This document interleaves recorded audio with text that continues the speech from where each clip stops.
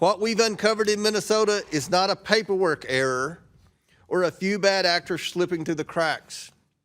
It is sustained failure of leadership. Governor Waltz and Attorney General Ellison were warned repeatedly. Auditors raised red flags.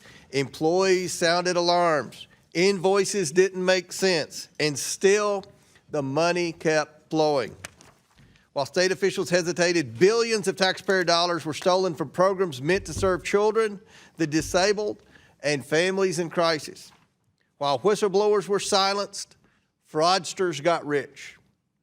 Accountability shouldn't begin only after federal prosecutors step in and clean up the damage. Accountability should compel leaders to act, and here they did not.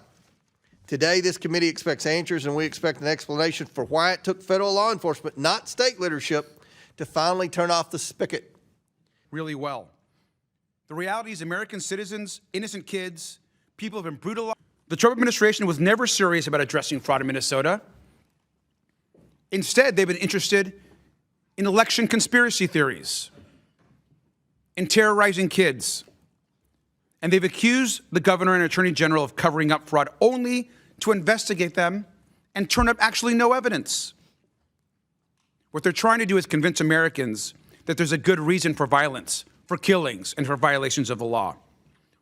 That's not acceptable, and we're not going to take that here today. You solemnly swear or affirm that the testimony you're about to give is the truth, the whole truth, and nothing but the truth, so help you God. Although Minnesota's programs have overwhelmingly achieved their intended purposes, they're not immune from fraud. I'll be the first to acknowledge that. But let me be clear. In Minnesota, if you defraud public programs, if you steal taxpayer money, we'll find you, we'll prosecute you, we'll convict you, and we'll throw you in jail. In this anti-fraud mission, we keep good company. Across the country, our nation's governors work hard every single day to combat fraud in their programs. But even as we confront issues similar to our sister states, the people of Minnesota have been singled out and targeted for political retribution at an unparalleled scale, including blocking Medicaid reimbursements to our state just last week. Under the guise of combating fraud, the federal government has flooded Minnesota with masked, untrained, and unaccountable agents who are wreaking havoc in our communities. Long after the federal government's agents of chaos pack up and leave, and long after the fraudsters whose name this hearing was supposedly called are prosecuted and imprisoned, the good people of Minnesota will still be picking up the pieces from these senseless acts of cruelty and violence. As we forge ahead, I hope Minnesotans will remain grounded in a sense of justice, a sense of right and wrong. We know that the way to deter crime is to pursue offenders regardless of who they are, not to pardon them because of who they know. We understand that a key to keeping our people safe is to allow prosecutors to uphold the law, not to punish them for refusing to violate it.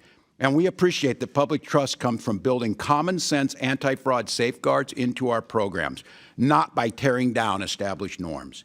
I've been invited here today to talk about how Minnesota pursues these objectives, and I hope we can have a conversation about how to strengthen program integrity in every state in the nation. Operation Metro Surge did nothing to address fraud in our state. It harmed our economy, it scarred our people, and it dealt a devastating blow to fraud enforcement in Minnesota.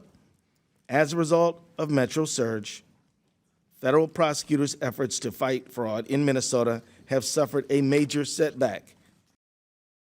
Mr. Chair, members of the committee, we cannot combat fraud without consistent messaging and support from our political leaders.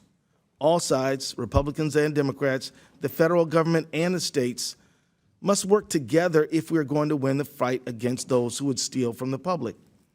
We need our leaders to unite in that effort, not to use it as a political tool to score political points. I want to welcome everyone here today. Without objection, the chair may declare a recess at any time.